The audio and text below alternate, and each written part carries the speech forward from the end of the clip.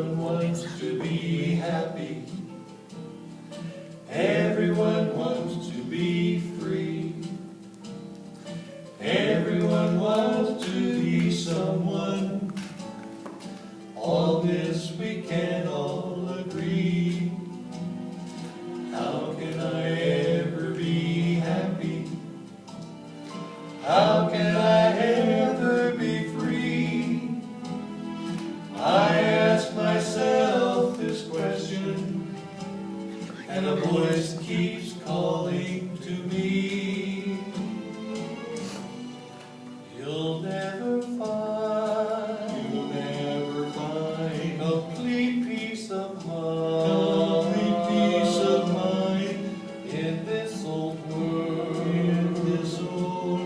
until you find the Lord. You'll never be completely set free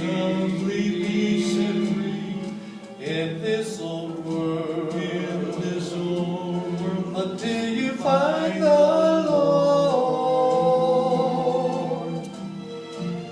Although you may have riches and power at your control, there'll always be something missing way down deep in your soul. You'll never possess complete happiness